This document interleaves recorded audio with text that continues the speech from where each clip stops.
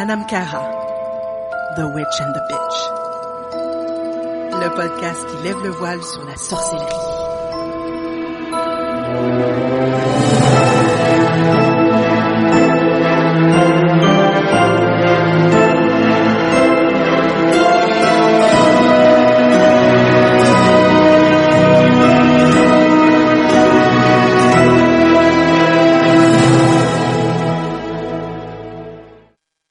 Donc, bienvenue dans cet nouvel épisode de Anam Cara, The Witch and the Bitch, le podcast qui lève le voile sur la sorcellerie.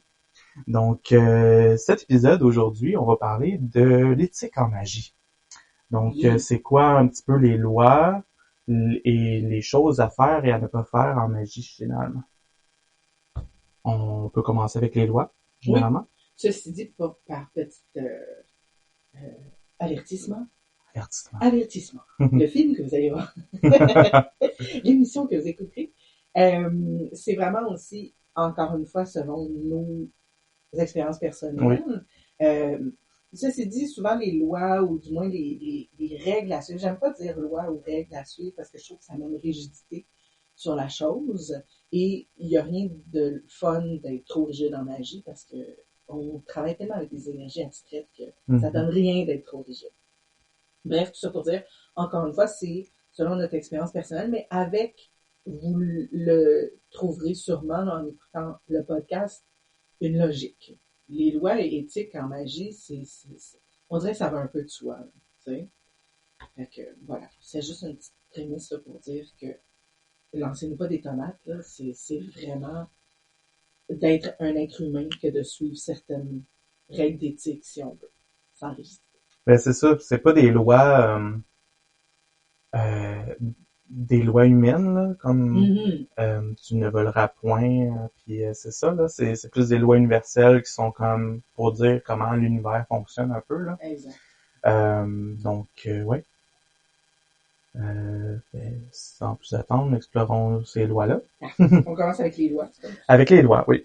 Et non pas les lois. Non. Qui sont un autre sujet. Un autre sujet, ouais. Qu'on a parlé au dernier podcast. Oui. Mais, ouais. Et qu'on va peut-être sûrement avoir un podcast plus exhaustif là-dessus. Ouais. Très intéressant. Ah oui. C'est ça. Donc, première loi qu'on peut parler aujourd'hui, c'est la loi de l'empreinte. Oui. Qui dit que tout est énergie. Ultimement, toi, moi, l'air, la table, la chaise et les dieux déesses là, sont toutes faites d'énergie. Ouais. Et que tout dégage une empreinte énergétique. L'exemple qu'on donne souvent, c'est quand on rentre dans une pièce, on se sent bien ou pas, selon ce que la pièce dégage et ce que les gens ont dégagé dans cette pièce-là. Donc, des fois, on est plus serein parce que là, c'est une pièce que, par exemple, propice à la méditation, où les gens méditent puis ils font rien que ça dans cette pièce-là.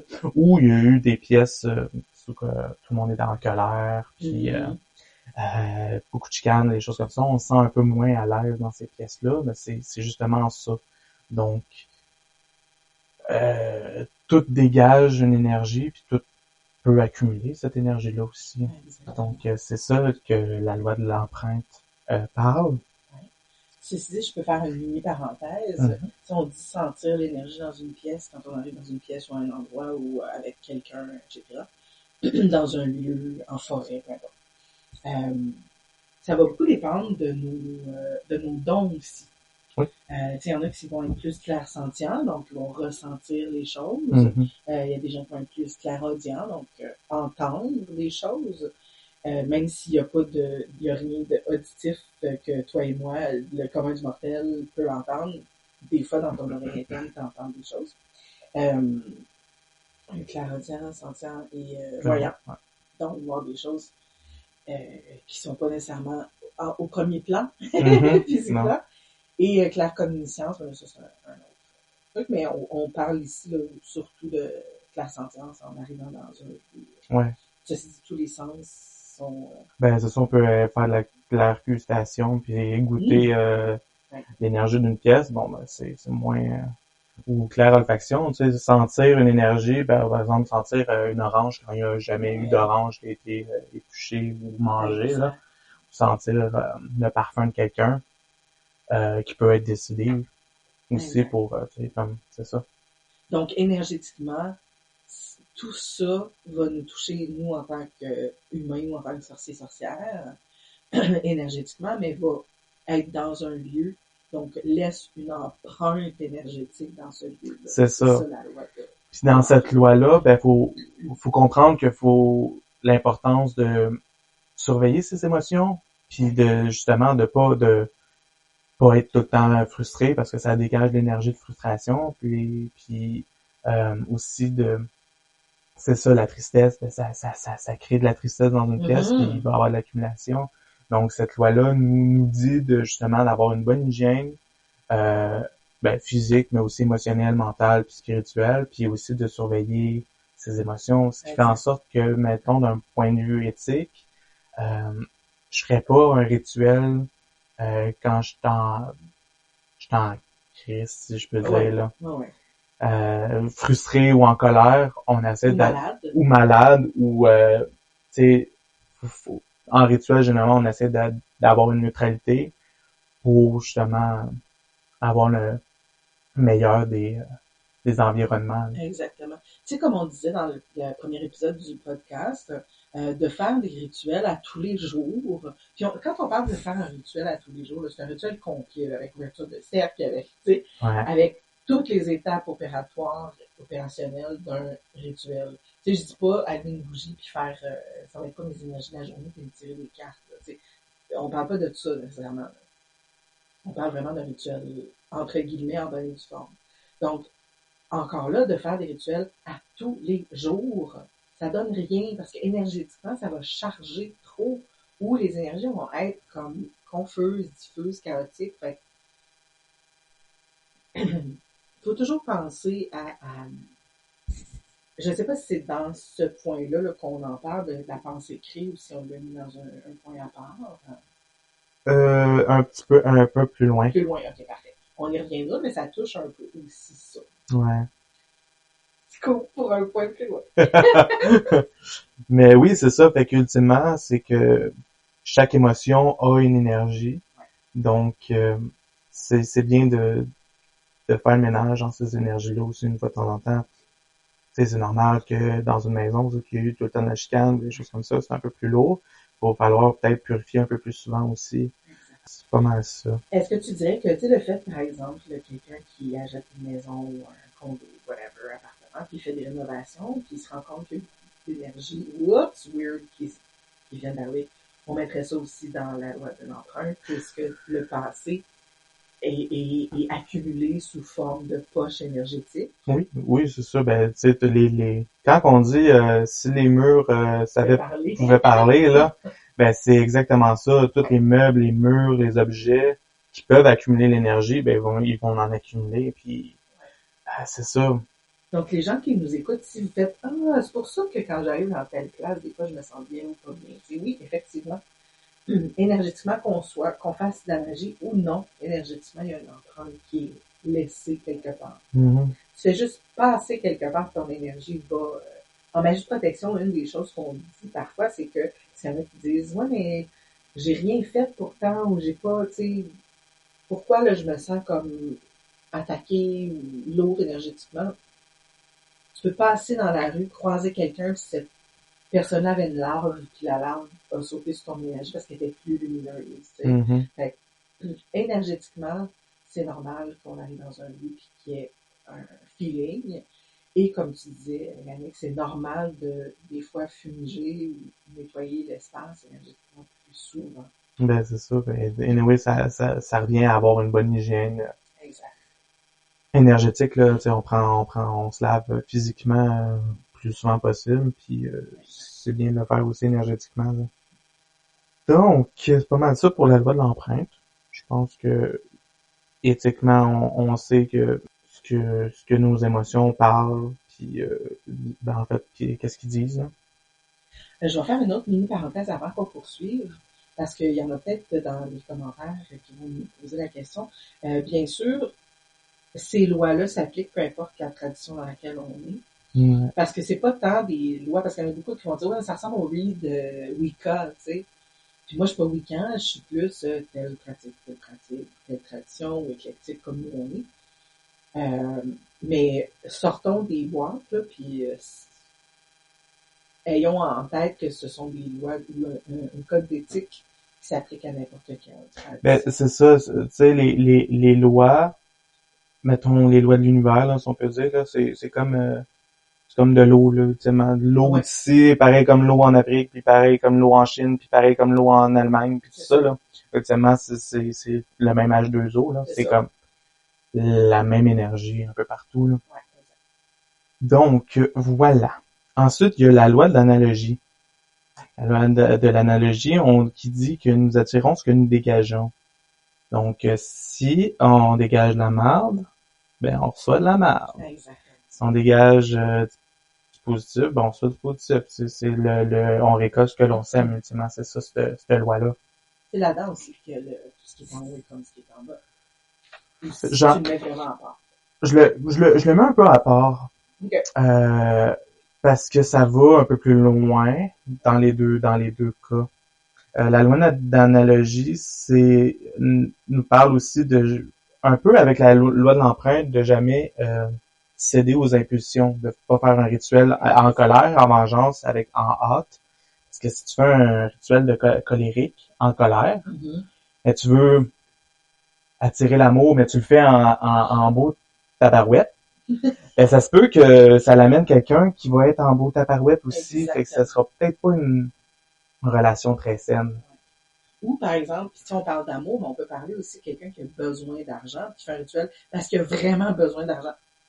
Plutôt de focusser son énergie sur faire un rituel puis dépenser de l'argent, peut-être, pour acheter du matériel, pour faire le rituel. Ouais. On peut peut-être attendre.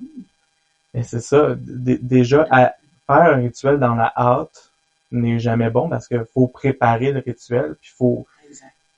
La préparation, c'est comme 90% des résultats du rituel, ultimement. Exact. C'est en se préparant que là, on dit, par exemple, au subconscient, on dit, c'est ça que je veux, puis c'est vers ça que je vais aller.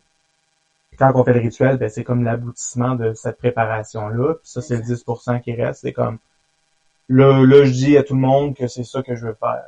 Mais avant ça, on s'est préparé. Puis donc, faire des rituels à la hâte, c'est non. C'est déconseillé. Donc, encore une fois, c'est de rester le plus neutre possible. Déjà, on fait des purifications pré-rituelles. On se purifie le corps, on purifie aussi le mental. On fait des méditations pour savoir exactement c'est quoi mon but pour le rituel, puis comment que je vais le faire. Puis même, dans cette méditation, vous pouvez refaire votre rituel au complet pour voir si toutes les étapes sont nécessaires au rituel. Exact. Fait que, pour être le plus neutre possible. Cette loi-là nous parle aussi de cohérence entre notre demande et nos actions. Parce que c'est bien beau de faire un rituel pour avoir une job, mais si tu restes chez vous, pas aller porter tes CV, ben c'est pas un boss qui va venir cogner à ta porte et dire « Hey, j'ai une job pour toi! » C'est ça, c'est faire une cohérence entre les actions et les demandes. C'est sûr que, tu sais, mettons, je cherche l'amour, puis je reste encore chez nous à faire le couch potato, à manger des chips, puis à regarder Netflix. À moins que le livreur de pizza, c'est genre ton âme sœur, là, mais ouais. Ce qui est possible. Ce qui est possible, mais pas non plus. C'est ça. C'est cette loi-là qui dit aide-toi et le ciel t'aidera. Oui. Fait que c'est ça. Effectivement. C'est un bon exemple que tu donnais, c'est quelqu'un qui veut l'amour ou un job, puis qui n'envoie pas de CV ou qui fait zéro action vers. Mm-hmm. Ça va rien donner, là, ça va pas faire en sorte que tu sais, ok, tu peux rester chez vous puis aller sur les sites de rencontres. Donc, on s'entend que la façon de faire aussi est bonne ou mauvaise. Tu sais, envoyer des CV, c'est génial, là. Tu sais, plus t'en envoies, plus t'as de chance d'en avoir. Mais des fois, c'est bien d'aller en personne. Oui. Même chose pour rencontrer quelqu'un, tu sais, tu peux aller sur les sites internet, mais il y en a plus intéressant que de le voir live, cette personne. Ben c'est ça, t'as pas passé ta vie sur les sites de rencontres, mais si tu te choques à chaque date, puis tu t'en vas pas le voir, ben, exact. Tant pis pour toi, là, ultimement. Et aussi, je trouve que cette loi-là est comme un peu, tu sais, l'effort que tu vas mettre pour arriver à ton objectif va être très révélateur sur ce que tu vas être capable, ce que tu vas être en vouloir ou l'énergie que tu vas y mettre après. Parce que c'est bien beau d'avoir la job, mais si tu fais ta job tout croche, c'est bien beau d'avoir de trouver quelqu'un dans ta vie, mais si tu traites cette personne-là comme de la chenoute, ça c'est sera ça. pas non plus. Là. Puis aussi, cette loi-là va un petit peu plus loin, qui dit aussi que, ultimement, faut ressentir l'énergie qu'on veut envoyer, parce que si je veux faire un rituel amoureux, mais je suis incapable de ressentir l'amour, l'énergie d'amour, il n'y a pas grand amour qui va arriver dans ma vie si je suis même pas capable de la ressentir et de la projeter. Exact. Donc, peut-être faire un petit rituel d'amour de soi ou de justement comment savoir comment qu'on peut dégager cet amour-là. Exactement. Avant de la recevoir, là. Ce qui éviterait beaucoup de couples dysfonctionnels, je pense. Oui, puis tu sais, je parlais de l'énergie qu'on est prêt à mettre pour arriver à notre objectif va miroiter l'énergie qu'on va mettre dans éventuellement, par exemple, la relation ou l'emploi, tu sais. Puis de nos jours, malheureusement, rendu en 2023, c'est rare qu'on entend des couples que ça fait quand, je veux dire, moi, ma mère et mon beau-père, ils ont été ensemble 41 ans avant que mon beau-père décède. 41 ans, ouais. C'est une vie, là, ça, là. Ouais. Il y en a qui vivent même pas 40 ans. Ouais. Tu sais? Fait il faut avoir en tête, d'avant de faire une demande, ou de vivre sa vie de façon à faire, est-ce que je veux vivre une vie momentanée, avec des moments juste momentanés, ou une vie avec des moments durables, que je veux travailler sur. Moi, le acheter, consommer, jeter, j'ai bien de la misère avec ça. Que ce soit dans toutes les sphères de ma vie. Puis je dis pas que je le fais pas, là, que je l'ai pas fait dans le passé.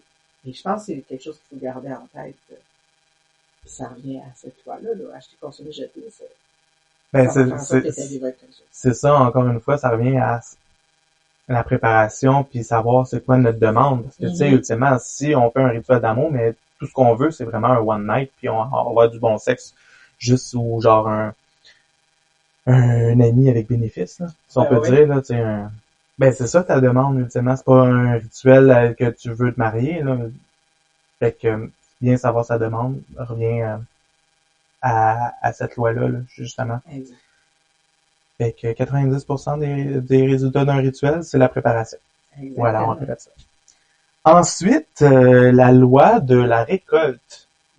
Ça, c'est la loi qui parle de karma, ou chez les Wukan, la loi du triple retour, qui dit que chaque action a une réaction. Donc, tout qu'est-ce qu'on fait, ben, il va y avoir une réaction. Bonne, moins bonne, ça dépend de ce qu'on fait. Ça dépend aussi de l'énergie qu'on y met. Puis quand on parle, je vais revenir parce que je veux dire, j'annule pas du tout la notion de triple retour. Mais un peu comme l'histoire du pentagramme, du pentacle, là, des fois on prend pas la langue française ou anglaise, mais on va parler français dans le cas là, pour ce qu'elle est, ou on la prend trop pour ce qu'elle est. Triple retour, ça veut pas dire que si je te donne un coup de pied, je vais en recevoir 3. Non. Ça veut juste dire que au niveau intensité, tout ce qu'on on envoie nous revient plus fort que ce qu'on a envoyé. C'est l'effet papillon, l'effet boule de neige, là, tu sais. Donc, pensez avant de... Ben, c'est ça. Puis, le karma fait bien peur à du monde, puis le monde pense que c'est œil pour œil, temps pour temps, là. Non. C'est pas ça, en fait. C'est pas une loi punitive. C'est une loi qui va venir nous faire prendre conscience de quelque chose. Exact. Je dis souvent, par exemple, dans le cours de vie antérieure, pas parce qu'on a, dans une vie antérieure, éborgné quelqu'un, donc crevé l'œil de quelqu'un, que dans cette vie-ci, on va se faire crever l'œil aussi. C'est ça, exactement. Pas nécessairement. Le karma fait en sorte que peut-être qu'on va travailler comme opticien, qu'on va travailler avec des gens qui se sont fait éborgner ou qui ont des problèmes de yeux pour nous faire prendre conscience et nous faire travailler notre compassion par rapport aux erreurs qu'on a faites dans le passé.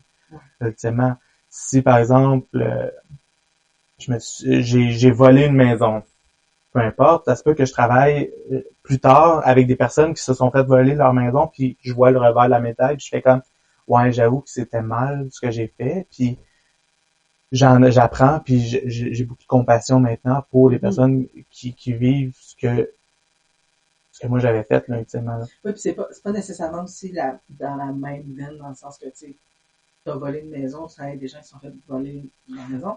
Ça peut être carrément, t'as volé dans une maison, t'as volé dans un magasin, etc. Puis plus tard, toi, tu vas te faire voler, ou tu vas perdre quelque chose qui avait de la valeur pour toi, ou, tu sais, il y a quelque chose, veut pas, il faut que l'équilibre, tu sais, la carte de la justice dans le tarot, il faut que l'équilibre revienne. Mais c'est ça, mais ultimement, toute la vie nous est là pour nous faire apprendre. Oui, nous donner des... Fait que c'est ça. J'ai une phrase que quand je le dis, le monde sourcille, puis aime pas ça, mais qui est tellement vrai, c'est que tout ce qui nous arrive dans notre vie, c'est de notre faute.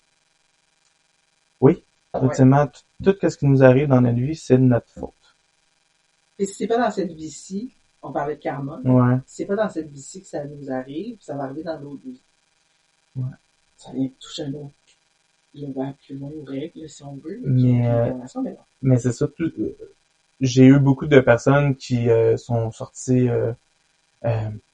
en brandissant le poing puis en disant non, c'est pas vrai ce que tu dis. Outré, je suis outré. Puis il dit si telle affaire qui m'arrive parce que mon père me battait puis peu importe, c'est de ma faute. Je suis comme non, mais comment qu'on réagit aux situations, c'est notre faute. Exact. Je donne tout le temps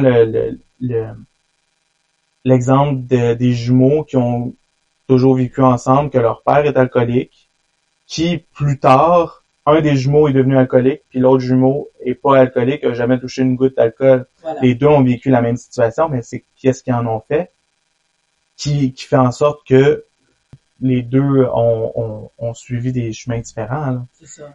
Toi, en fait, pour que les gens comprennent bien, c'est que c'est pas le fait que ton père te bat que t'es responsable de ça.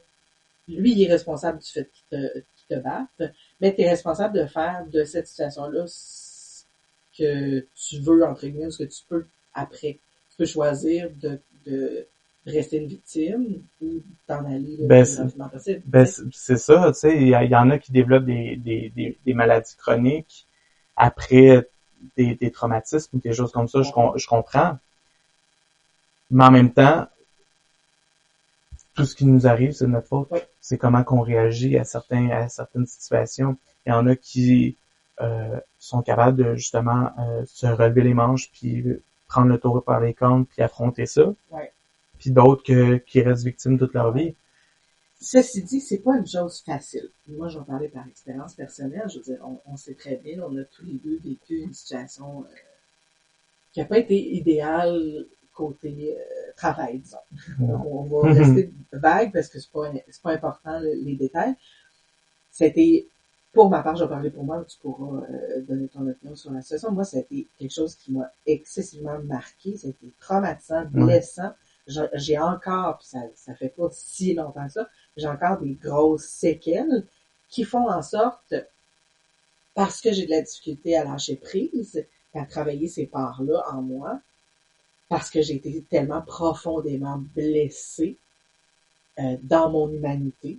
Pas mon ego, là. On va en parler de l'ego tantôt, c'est pas mon ego, ça a été vraiment humainement une blessure humaine, une cicatrice profonde, que j'ai de la difficulté à arrêter de gratter la gale. Ouais, non, je comprends. Puis c'est beaucoup plus facile de dire aux gens, oui, mais reviens-en, parce que, il n'y a pas de date d'expiration sur une souffrance, sur un traumatisme ou quoi que ce soit.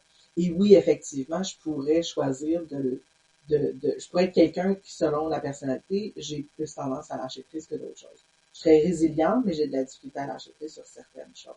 Ce qui fait en sorte que je suis encore victime de ça et ça m'empêche d'avancer. De même qu'une autre situation dans la vie, rapport avec une amitié très, très profonde qui a été brisée, que j'ai développé une maladie chronique à cause de cette amitié-là, parce que je me mettais trop de stress. Je me mettais trop de stress. Ben, c'est ça. Je me suis développé une maladie chronique. Ben, c'est ça. C'est toujours un peu plus facile de mettre la faute sur quelqu'un puis trouver un coupable, là, quand la majorité du temps, le coupable, c'est soi-même, là.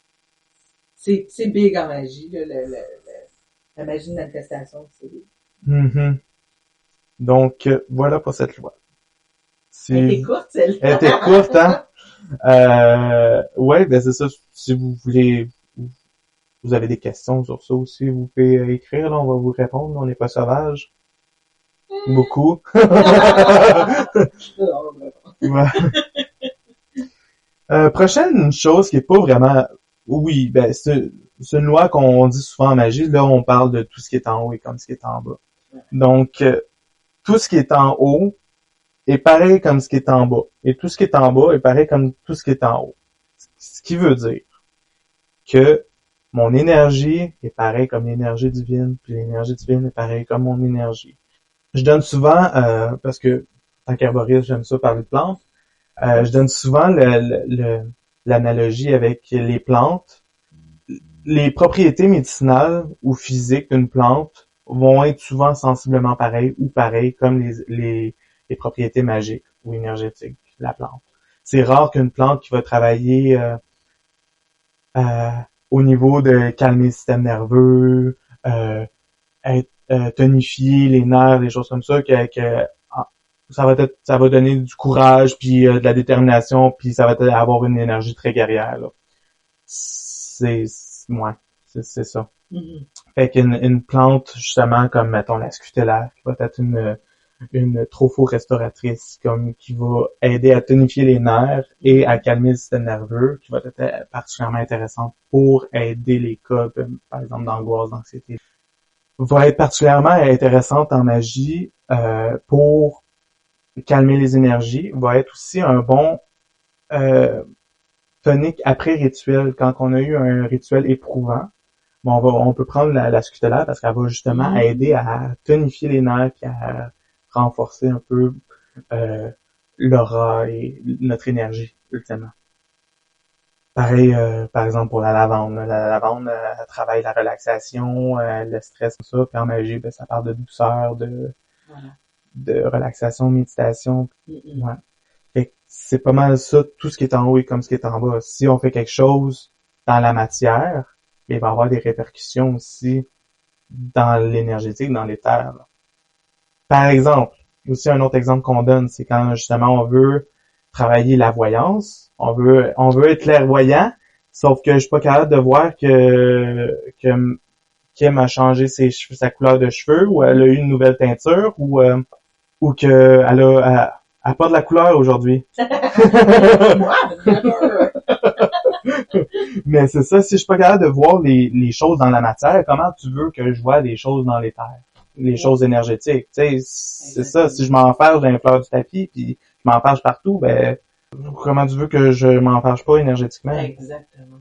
Donc c'est ça. Si par exemple, je suis pas capable d'écouter de la musique, ou j'ai horreur du bruit, mais je veux être clairaudient, ben là, je pense que les esprits et les énergies vont faire, ben ils aiment pas ça le bruit, fait que je parlerai pas. Ouais. Fait que c'est exactement ça. Tout ce qui est en haut est comme ce qui est en bas. Si t'es pas capable en bas, tu seras pas capable en haut. Je voulais faire une parenthèse, parce que tantôt, quand tu as parlé de la tutélaire, puis calmer les systèmes nerveux, toi, tu parles de plantes, moi, je parle de pierre. Okay. Pas pierre. Pas pas pierre, mais... Pas le saint, là, mais ouais. Pas Saint-Pierre, mais... parce que on fait de l'anxiété. J'ai beaucoup travaillé avec la lépidolite, j'adore comme pierre. Mais savais-tu, probablement tu sais, si je me trompe pas, je pense que dans la lépidolite, la raison pour laquelle elle travaille excessivement bien au niveau de l'anxiété, c'est que dans la lépidolite, il y a du lithium. Ah, ouais. Si je me trompe pas, là, ça se peut que mon café ait pas encore fait effet, et que ma mémoire fasse... Mais il me semble que oui, j'ai entendu ça. Mais en tout cas, moi, personnellement, la lépidolite est une des pierres avec laquelle j'adore travailler. Et je sais pas pourquoi, mais j'aime beaucoup la combinaison de lépidolite et aolite blanche. Ah oui. Puis c'est drôle parce qu'elles font pas nécessairement la même chose. C'est la aolite, elle va travailler beaucoup au niveau de ce qui est pour les gens qui étudient, ou, mais c'est le focus. Et la lépidolite, la raison pour laquelle j'aime ça les mettre ensemble, c'est que la lépidolite va aider au niveau de gérer son anxiété et refocuser. Mm-hmm. Fait que, veut pas, les deux vont ensemble. Ouais. Bon, c'est un peu boiteux là, comme comparaison, mais oui, les choses vont ensemble. Le haut et le bas vont ensemble. T'sais. Fait que n'hésitez pas à faire des liens entre voyons, comment ça se fait que ma demande n'a pas fonctionné. Ceci dit, tous les rituels fonctionnent. Ils fonctionnent peut-être pas comme nous on l'aurait souhaité, mais tous les rituels fonctionnent parce qu'on a généré, on a dégagé de l'énergie pour les faire. Mm-hmm. On va y revenir, mais bref, tout ça pour dire que n'hésitez pas à questionner le pourquoi de comment ça se fait que ça n'a pas marché ou que ça n'a pas marché comme je l'ai voulu. Peut-être que ce qui est en bas, c'était ça qui était décrit, ou c'est ce qui est arrivé en bas, mais en haut, ça va être reflété. T'sais. C'est un peu boiteux, comme je l'ai dit, mais je me comprends. J'espère que vous me comprenez. L'épidolyte pour les gens qui font c'était. Voilà. Oui, ben c'est ça. Puis souvent, ça revient encore à tout est énergie. Les couleurs aussi ont une énergie. Par exemple, avec les pierres, souvent, les couleurs vont comme matcher un peu aussi avec les énergies. Une pierre verte va souvent travailler au niveau du chakra du cœur, va travailler aussi l'amour ou la guérison, des trucs comme ça. Tandis qu'une pierre rouge va travailler plus la force, le courage, l'ancrage. Donc, ça revient à dire ça. Puis encore une fois, il y a plein de liens qu'on peut faire. C'est ça. Comme l'agate mousse ou l'agate arbre, qui est une pierre verte, qui, oui, on peut travailler au niveau du chakra du cœur, mais l'agate mousse, il y a comme de la mousse dedans, on dirait qu'elle est comme figée dans la... Fait que, veux pas, moi, j'aime ça l'utiliser pour travailler les racines, ou du moins la source du problème au niveau de ce chakra-là. Fait que, tu sais, ça travaille tout en douceur, moins feu et terreux que, par exemple, la cornaline, qui va travailler au niveau du sacral, ou le jaspe. Oui, le jaspe rouge, tu sais. On s'entend. Yep. Le japs. Le japs. Non, c'est du jaspe. Ouais. Le S avant le P. Oui. Parfait. Donc, prochaine loi, qui est pas une loi écrite. Ben, quoique, oui, on peut dire. Le fameux silence de l'initié. Ah, on l'aime celui-là. Celle-là est vraiment particulièrement intéressant parce que le silence de l'initié, c'est pas une loi, mais plutôt un conseil qui dit que quand tu vis des expériences mystiques, ferme ta gueule avec ça, ultimement. C'est pour pas diluer ce qu'on a vécu. Exactement. Une expérience hautement spirituelle, c'est souvent difficile à traduire en mots. Mais quand on essaie, ben ça fait en sorte que moi, c'est peut-être pas ça que je voulais dire. C'est parce que des fois, les mots n'arrivent pas à la hauteur de l'expérience. Ouais. Et le mot qu'on choisit va profaniser ce qui s'est produit. Ben c'est ça. Souvent, il n'y a pas de mot qui existe parce que on vit une expérience qui est au-delà du concret. Donc, il n'y a rien de concret qui pourrait dire quelque chose de pas concret. Si on parlait d'énergie abstraite tantôt, une notion abstraite, de vouloir la figer dans un contexte, de la mettre dans une petite boîte, ça marche pas. Mais non. C'est l'exemple que je donne souvent pour le silence d'initié, c'est est-ce que ça vous est déjà arrivé de regarder, mettons, une vidéo sur YouTube ou TikTok, puis vous l'avez tellement trouvé drôle, puis vous avez tellement passé un bon moment, puis vous avez vraiment aimé ça, puis là, vous le montrez à un ami ou votre mère, peu importe, puis la personne fait c'est drôle, mais ça. Vous allez trouver probablement la vidéo que finalement c'était pas si drôle que ça, ou vous allez commencer à trouver des excuses là.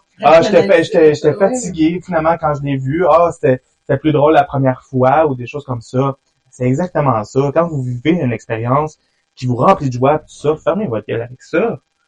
Puis, tu vois, une alternative à ça, là, pour les gens qui ont absolument besoin de le sortir, il y a une magnifique chose qui s'appelle un grimoire, ou un livre des ombres, ou en anglais, Book of Shadows.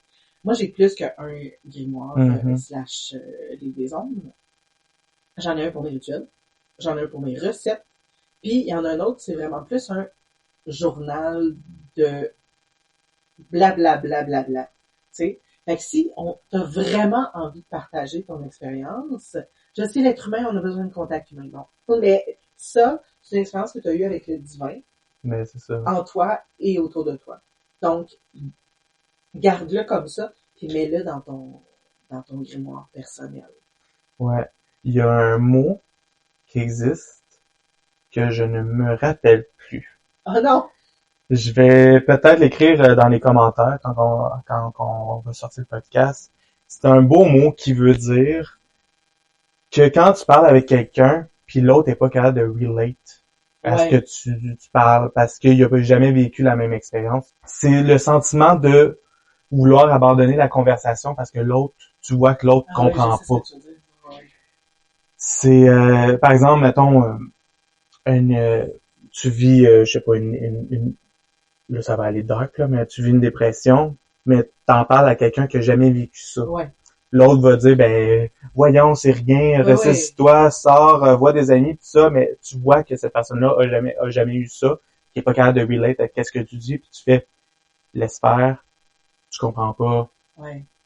C'est ça. Puis tu vois, c'est un excellent exemple que tu as donné parce que c'est le genre de situation que plutôt que de générer de l'empathie de la part de l'autre personne, d'être réconforté ou de se sentir écouté puis compris dans cette situation-là, ça va créer de la frustration. Puis l'autre personne peut même avoir du ressentiment envers toi parce que tu fais une dépression puis comment ça se fait qu'il est pas capable de se repousser les manches puis je comprends pas puis il a juste à se lever le matin. C'est pas ça, là, tu sais. C'est ça. C'est énergétiquement, ça va créer un chaos qu'on veut pas, tu sais, puis qui est pas nécessaire, puis qui est pas adéquat, parce que c'est pas ça la situation. You just can't relate. En français, c'est « Hey, ma sœur, t'es pas là pour me traduire. » You can't relate. Tu peux pas comprendre à ce niveau-là, parce que tu l'as pas vécu comme tu dis. Mais c'est ça. Fait qu'il y a un beau mot qui existe pour ça. J'espère que tu vas le trouver. Il est écrit dans mes notes, mais je ne me rappelle plus présentement. On va être obligé de le tatouer. Oui. Fait que je vais le marquer dans les commentaires, ce magnifique mot. Donc voilà. Fait que ce mot-là est particulièrement intéressant pour le silence de l'initié. Fait qu'il y a encore du mystère. Une autre loi, mais qui est pas très loesque, c'est l'électromagnétisme. Ouais. On est tous des êtres, je veux pas dire bipolaires, mais on a des polarités, ultimement, positives, négatives. Pas négatives dans c'est négatif, puis c'est pas bon, là, mais c'est ça. On est comme un aimant, ultimement. Voilà. Fait qu'on a un pôle positif et un pôle négatif. Généralement, on est coupé en deux. En 4, en fait, on est même des êtres quadripolaires. Exactement. On est une boule pluridimensionnelle. C'est ça, on est coupé en plusieurs morceaux, là. Regarde Dexter. Mais ultimement, si par exemple on se coupe en deux entre notre gauche et notre droite. Sur la verticale. Sur la verticale, au milieu, on a notre gauche et notre droite. Notre côté avec laquelle qu'on écrit. Donc, par exemple, je suis gaucher ou droitier. Moi, par exemple, je suis gaucher. Donc, ma gauche, c'est mon côté positif. C'est mon côté de pouvoir. C'est mon côté qui va projeter l'énergie. Tandis que moi, je suis droitière. Ma droite va être ma main de pouvoir, si on veut, mon côté de projection et de contrôle. C'est ça. Tandis que le côté inverse, c'est le côté magnétique, le côté négatif. Je suis pas négatif dans le sens et que t'es négatif. C'est ça. Négatif, pôle négatif. C'est ça. Comme dans un aimant. Voilà. C'est le côté de réception. C'est là où que je vais recevoir les énergies. C'est là où que je vais, souvent, c'est ce côté-là que je vais venir consoler quelqu'un parce que je veux essayer d'y prendre un petit peu de son mal. De ce côté-là, on est coupé en deux de même. Côté projection, côté réception. Puis là, si on se coupe au milieu, mais du sens, c'est ça, du devant et derrière. Voilà. Le devant, c'est projectif. Et le derrière, c'est réceptif. Donc, je projette mon énergie devant, mais je reçois de derrière. Donc là, ça fait comme une coupe en 4. Fait que par exemple, moi, je suis gaucher. Fait que mon côté gauche, en avant, c'est plus plus. Fait que ça, c'est mon côté, c'est que je vais projeter encore plus. Que par exemple, si je projette en avant de mon côté droit, là, c'est comme plus moins. Mais en arrière, mon côté droite, c'est moins moins. Fait que si je veux recevoir, c'est par là que je vais recevoir. Donc c'est ça, petit cours d'électromagnétisme. T'as un cours là-dessus aussi. Il y a un cours là-dessus. C'est bas d'adon. Fait que souvent, en magie, on va dire, on va travailler en électromagnétisme. C'est qu'on va travailler avec nos deux mains pour autant bombarder l'objet qu'on veut consacrer, par exemple, avec l'énergie électrique et magnétique. Ouais. Pour que ça devienne un tout. Comme quand on fait une consécration d'un objet ou d'un truc, on va utiliser nos deux mains, pas juste... Puis on va créer une espèce de vortex. C'est ça. Ou on peut juste utiliser une énergie ou l'autre. On peut, par exemple, travailler le matin avec un verre d'eau puis mettre de l'énergie purement électrique, plein d'énergie, de pouvoir puis tout ça. Ouais. Puis là, on boit ça, puis ça va être comme notre café. Puis le soir, on bombarde un peu notre eau avec une énergie de réception un peu plus féminine, un peu plus réceptive. Donc, peut-être ça va amener plus de rêves. Pas mal ça. Alright. Là, on va parler d'autres points. Ben, moi, j'ai une autre loi. Ouais. Qui revient, en fait, moi, dans ce que j'ai sorti pour mes notes, pour me préparer au podcast, j'avais, puis c'est juste un petit peu pour faire le lien à un autre podcast qu'on va faire éventuellement, mais c'est la loi du genre. Oui. T'sais, on parle beaucoup ces derniers temps de non-binaire, etc. C'est pas nécessairement cette loi-là. La loi du genre, c'est-à-dire que en chacun de nous, on contient et le positif et le négatif. Et le féminin et le masculin. Je revenais sur la loi de la polarité. Donc, la loi du genre, ça veut tout simplement dire qu'en soi, on peut autant aller travailler notre part de masculin. Moi, en tant que femme, je peux beaucoup travailler mon énergie masculine. Il y a beaucoup de femmes qui sont prédominantes énergie masculine, donc aller rebalancer énergie féminine. Même chose chez les hommes. C'est pas parce que tu es un gars que tu vas pas aller travailler ta polarité, ton genre féminin. Puis là, on parle pas de sexualité de physique, on parle vraiment énergétique. Ceci dit, pour faire le lien avec éventuellement un podcast que tu veux animer sur la magie LGBTQ+. Ouais. Ok, c'est juste un preview là, pour ceux qui nous écoutent et qui seraient intéressés. Ça va s'en venir à un moment donné. Mais éventuellement. Oui. Fait que, ceci dit, encore une fois, pour revenir sur la loi du genre, c'est si toutefois, là, vous voyez ou vous êtes intéressé par, mettons, un cours, un atelier de méditation qui est féminin sacré ou masculin sacré, c'est pas parce que vous considérez comme une fille ou comme un gars que vous n'avez pas le droit d'aller voir l'autre cours qui est comme l'autre genre, entre guillemets. Là, non, c'est ça. Gênez-vous pas de gaber des deux. C'est ça qui fait que l'être humain est complet et qui va créer une harmonie énergétique. C'est ça, les cours, par exemple, féminin sacré ou masculin sacré, ça va juste parler, par exemple, des archétypes. Ouais. Mettons les archétypes du féminin sacré, puis les initiations aussi, mettons, de la femme. Ce qui, ben, c'est des cours accessibles pour toute personne qui ont une identité de genre ou de sexe, peu importe. Ouais. Par contre, il peut avoir des cours ou plus des rituels qui vont être spécifiques, par exemple, à la femme ou à l'homme, parce qu'il y a des mystères masculins ou féminins et que moi, en tant que comme la menstruation puis la grossesse, c'est pas quelque chose que j'ai déjà expérimenté dans ma vie. Donc, I can't relate to that. Exactement, je comprends tout à fait ce que tu veux dire. Puis, d'un autre côté, je vais rajouter, moi je l'ai comme loi, mais c'est probablement juste un autre sujet dont on veut parler. La loi de la réincarnation, pour moi, c'est là où on va aller puiser justement dans une autre vie. Mm-hmm. Est-ce que j'étais un homme ou une femme? Puis on partira pas sur le débat des genres, là. Et physiquement un homme, j'ai vécu physiquement un homme avec une vie sociale d'homme ou physiquement femme avec une vie sociale de femme.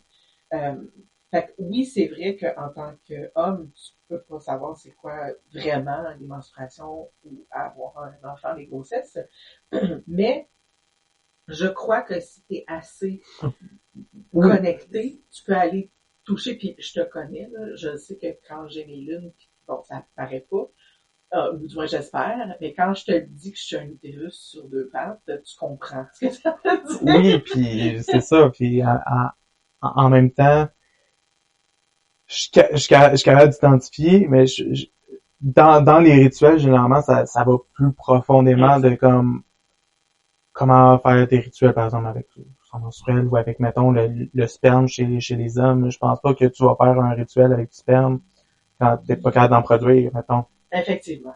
Ceci dit, si je fais un rituel en couple... En couple, oui, parce qu'il va avoir quelqu'un qui va te fournir la matière première. Voilà. Mais c'est ça, je suis pas capable de produire du sang menstruel, fait que je ferai pas des sigils avec mon sang menstruel. Ça, c'est un mystère purement féminin pour, je vais dire la femme cisgenre, là. Ouais. Qui a le bagage, puis je suis pas en train de dire qu'il y a juste ça qui est faisable, là. Je vais juste donner un exemple. Pas parce que, mettons, t'as pas de menstruation, des choses comme ça, que t'es moins femme. Exactement. C'est pas ça que je dis. Puis tu sais, on est là, dans la zone grise qui nécessite vraiment trop de débats ces temps-ci, là. Puis tu sais, c'est pas toutes les femmes qui peuvent avoir des enfants, ça fait pas d'elles des moins des femmes. Que ça. Non, c'est ça, il y a beaucoup. C'est pas toutes les femmes qui veulent avoir des enfants, puis qui ont une virus qui marche très bien.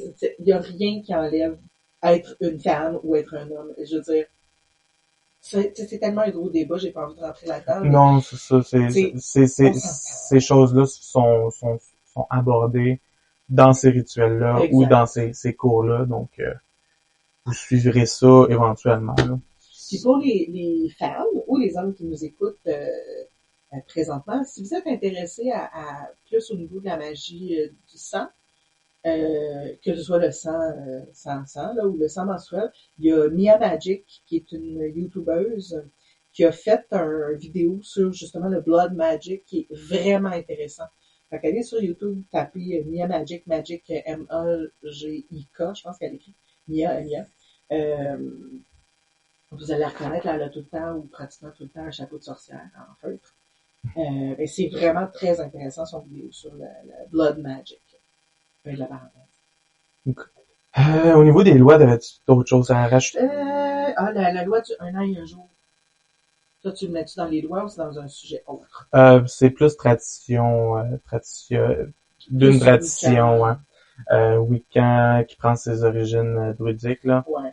Mais, ouais. La raison pour laquelle moi je l'avais mis, c'est parce que je voulais aborder la notion, puis on en a parlé un peu aussi, là, de ne pas faire un rituel quand t'es pressé ou à la course. Pour moi, la loi du 1 an et 1 jour, c'est pas nécessairement une loi en tant que telle que je fais, OK, il faut suivre cette loi-là. Pour moi, ça va de soi. C'est quelque chose qui est comme, dans la vie a des cycles. Et tant aussi longtemps que t'as pas laissé tu vas pas manger des nouilles qui sont pas cuites. Ben, tu peux, mais...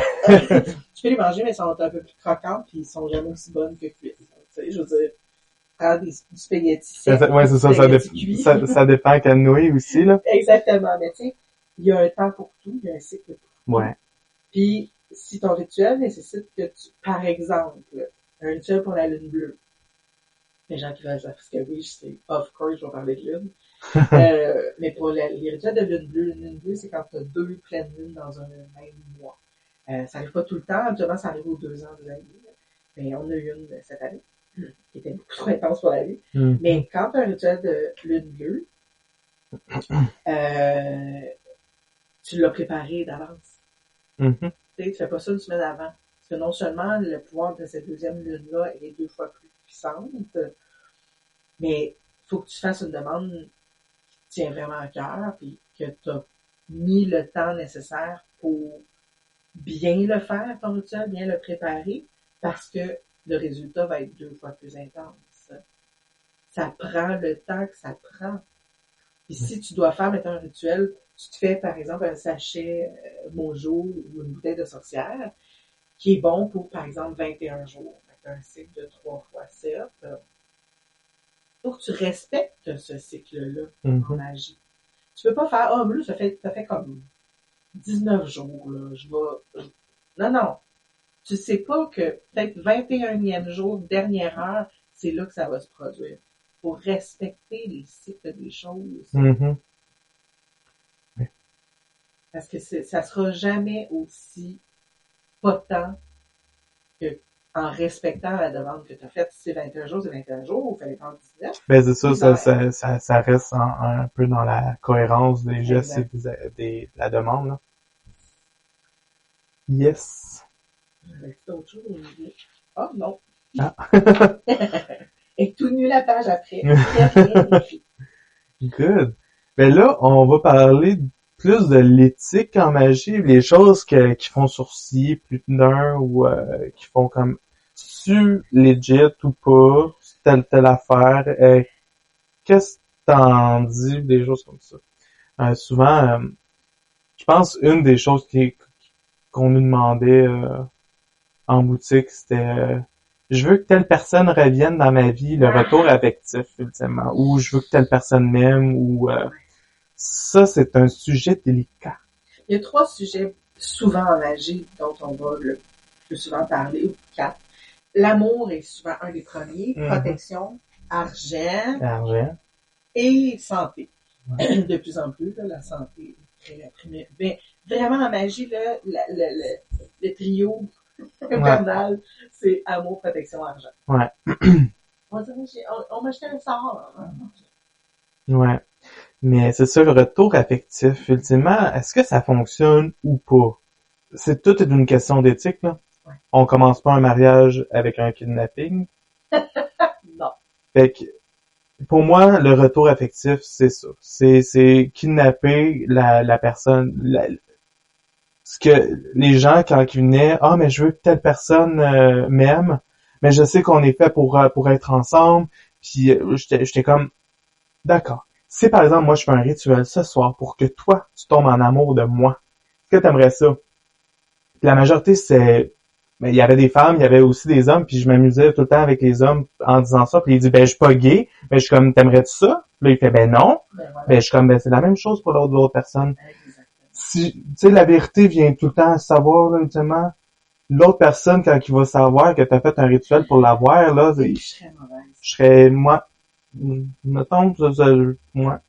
Oui, puis tu vois, moi, ce que je disais à ces personnes-là qui venaient en boutique, je leur disais souvent, regarde, tu peux penser que cette personne-là, c'est la meilleure personne pour toi. Mais tu fais le rituel, ça fonctionne, et là, tu te rends compte que cette personne-là, c'est une personne qui te vole, qui te ment, qui te traite comme la pire chose au monde, qui t'ostracise avec ta famille parce qu'il n'aime pas tes parents, il n'aime pas peu importe, tes amis, whatever. La personne heureuse que tu étais, qui avait des désirs, des ambitions, tout ça avant, s'éteint à petit feu à cause de cette personne-là. Ouais. Il faut que tu ailles jusqu'au bout, là, tu l'as demandé. Oui, c'est ça. Souvent, la ligne est mince, ou des fois, c'est un gros mur entre ce qu'on veut et ce qu'on a besoin. Exactement. Ce qu'on veut, c'est peut-être pas vraiment ce qu'on a besoin dans notre vie. Puis je pense que vous pouvez laisser faire l'univers pour vous donner qu'est-ce que vous avez besoin, parce que lui, c'est pas mal plus qu'est-ce que vous avez besoin que votre petit ego, ultimement. Moi, je voudrais bien des affaires, mais est-ce que je suis prêt à le recevoir? Est-ce que je suis prêt à vivre de ce que je veux vraiment? Tu sais, moi, mon but, c'est de devenir milliardaire, mais pour ça, faut que je sacrifie une partie de ma famille, parce que c'est ça, parce que on va laisser faire. On va laisser faire, tu sais, ultimement, qu'est-ce que je veux, puis qu'est-ce que j'ai besoin, c'est pas la même chose. Mais ça revient à dire ce qu'on disait au début, c'est que si on se connaît pas comme il faut en tant que personne, c'est clair que nos demandes seront jamais à la hauteur de ce qu'on a besoin. Mm-hmm. Ça va toujours être à la hauteur de ce qu'on veut. Je veux. Ben oui, mais c'est bien beau ce que tu veux, là, mais Ben c'est ça, tu sais, ultimement, j'aimerais ça, moi, être une vedette puis être populaire partout dans le monde, mais si j'haïs les gens... Be careful what you wish for, parce que tu peux très bien l'avoir, puis là, tu te rends compte que... Ben c'est ça, je suis tout le temps entouré de monde, j'arrive pas à faire des crises d'anxiété à chaque coin de rue parce que tout le monde m'aborde, des choses comme ça, ben... Est-ce que c'était ça que tu avais besoin, vraiment? Je penserais pas. Non. C'est ça que tu voulais, mais c'est pas ça que tu avais besoin. Ceci dit, on n'est pas en train de dire que c'est pas bon de faire des rituels de je veux quelque chose. Fais-les. Sauf que dis-toi que le résultat que tu penses que ça va avoir sera peut-être pas celui que tu as besoin. Ben, ultimement, c'est pour ça la méditation qu'on fait avant 90% des résultats, c'est dans la préparation. Quand on a bien préparé, puis on a bien médité, puis on a bien fait notre introspection sur pourquoi je veux ce rituel-là. Encore une fois, si je veux faire un rituel amoureux, mais moi, je veux juste une baisse d'un soir, il faut que ça soit clair dans ça. Pas genre, je veux attirer la bonne personne pour moi, je veux pas, c'est ça. Moi, je veux juste du sexe, puis c'est ça. Ouais. Si, par exemple, je vis de chèque en chèque, de paye en paye, puis je veux un petit peu plus d'argent, faut savoir aussi qu'est-ce que je pourrais m'offrir avec l'argent supplémentaire, parce que là, ultimement, si je reçois de l'argent puis je sais pas quoi en faire, ben, c'est ça. Avec l'univers, et c'est pas mal plus qu'est-ce qu'il veut et qu'est-ce que tu as besoin que toi. Ouais. Souvent, quand je dis quand les clients venaient nous voir pour le retour affectif ou je veux que telle personne m'aime, je leur disais souvent, là, t'es en train de te contenter, t'as un petit cupcake, un petit peu genre tout sec puis tout pas très bon. Tandis que l'univers t'a prévu un gros gâteau, vraiment comme moist, puis vraiment bon, puis comme c'est ça qui va te remplir dans ta vie, puis c'est ça. Mais toi, tu veux le petit cupcake, laisse donc l'univers te donner le gros gâteau. Le gros gâteau, mais pas Seigneur. Il va te donner le gros Ben c'est ça, il est arrêté de le faire, là. Et c'est un excellent exemple que tu donnes qui me fait penser à un autre truc. On parlait avec à la boutique quand un de nos consultants qui faisait des tirages de tarot. Mm-hmm. Tu sais, qui disait, les gens venaient le voir pour l'amour, voulaient savoir. Jamais honnêtement, là, en tant que tireuse d'oracle et débutante de tarot, parce que je suis vraiment plus oracle que tarot. Mais bref, je vais jamais dire à quelqu'un, la personne que tu vas rencontrer, mettons le gars que tu vas rencontrer, il va être blond aux yeux bleus, il va mesurer 6 pieds 12. Ah non, ça te ferme tellement toutes les portes. Mais c'est ça, c'est que il faut pas faire... Tu peux dire, moi, je le veux blond aux yeux bleus qui mesure 6 pieds 12. Comme ça, vraiment. 6 pieds 12, c'est 7 pieds. Et tu l'aimes grand. Elle l'aime grand. Tu sais pas changer les ampoules. Mais bref, si tu t'en vas avec cette idée-là préconçue que toi, ce que tu veux, c'est blond aux yeux bleus qui a l'air d'un viking, Mm-hmm. c'est pas négligeable, ben, c'est peut-être l'autre à côté qui va faire, qui est bon pour toi. Mais toi, tu focuses juste sur celui qui est, non. Puis peut-être qu'un blond aux yeux bleus que t'as vu dans le tirage, c'est lui qui va t'amener vers la bonne personne. Mais c'est ça. Il faut garder l'esprit ouvert et arrêter de faire comme, c'est ça que je veux, point. Mais c'est ça, c'est souvent quand on fait un rituel pour attirer l'amour, pas une personne en particulier, mais qu'on veut un partenaire dans notre vie, on essaie d'imaginer une forme informe. Oui. Mais on dit quelle qualité qu'on aimerait retrouver chez cette personne-là, tu sais, quelqu'un de loyal, de gentil, ou dirais-je vais parler d'un Golden Retriever. Loyal, gentil, meilleur ami de l'homme. On parlait d'une forme difforme, c'est comme pas Jabba the Hutt non plus. Là. Non, c'est ça, ben tu sais, comme je le veux plus grand que moi, ou romantique, qui aime sortir, qui a un char, why not? T'es en train de décrire quelqu'un en particulier. Oui, exactement. Puis généralement ça arrive parce que on n'a pas mis trop de carcans à notre demande. Ultimement, l'univers va répondre. Si on veut mettons un gars grand, blond, yeux bleus, avec une tache de rousseur sur la fesse droite, l'univers, ça va prendre pas mal plus de temps avant d'arranger tout ça pour que tu l'aies. Fait que ça se peut que ça soit dans 3 vies que tu vas l'avoir, mais tu sais, c'est ça. C'est ça. Ça réchauffe pas ton lit maintenant. Exactement. Ceci, c'est pas toujours agréable un défaut, là. Bah. Des fois, rentrer dans les couloirs frettes. Ben, au début, oui, mais dans les rues de nuit d'hiver. Oui, effectivement. Génial. Donc, c'est ça. Fait que, plus qu'on met de détails, plus long le résultat va être là. Ouais. Parce qu'il faut qu'il l'importe de genre Finlande, là, puis il faut que, ouais. Je suis pas opposé. C'est ça, là, ça prend du temps, là, les papiers et tout ça. Non, juste les certificats de mariage, quand même. Du nôtre, là, pas de sa femme en fait. Ben, c'est ça. Je touche pas à ça. Fait que, pas mal ça qui fait le tour, je pense, du retour affectif. Ouais. Puis, je pense pas que c'est vraiment dans les lois de l'univers de forcer quelqu'un non plus. Non. On a tout notre libre arbitre, finalement. Exactement. Ceci dit, ce serait intéressant de faire un podcast éventuellement sur justement la magie de l'amour, puis donner des trucs, des façons de ritualiser ou d'en ajouter au quotidien. Ouais. Ça, on pourra faire ça aussi. Dites-nous dans les commentaires si vous seriez intéressés à ce qu'on fasse un podcast justement juste sur la magie de l'amour. Hein. Ouais. Sexualité sacrée aussi, c'est ben oui. Glamour magic. Ouais. Un autre point qui revient souvent dans la communauté, c'est est-ce qu'il faut charger pour des cours, des consultations?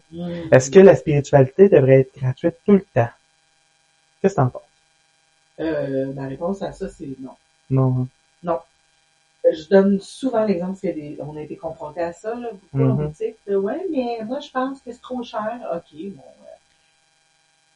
Je fais vraiment une comparaison dans la matière raisonnée puis un peu plat. Quand tu vas à l'université et que tu fais un cours, tu payes pour ton cours. C'est de la connaissance, c'est de l'énergie qui est dépensée, puis tu finis en bout de la ligne, probablement, ou pas, là, mais probablement avec un diplôme ou un certificat ou quelque chose, t'as une finalité à ça. Pour moi, la connaissance et l'énergie, c'est un partage et ça devrait être rémunéré. Et oui, c'est ça. Tu l'as dit, c'est un partage. L'énergie, faut qu'il y ait une échange quelque part. Je donne une énergie, je reçois une énergie. Donc, je donne l'énergie de connaissance, je reçois l'énergie d'argent.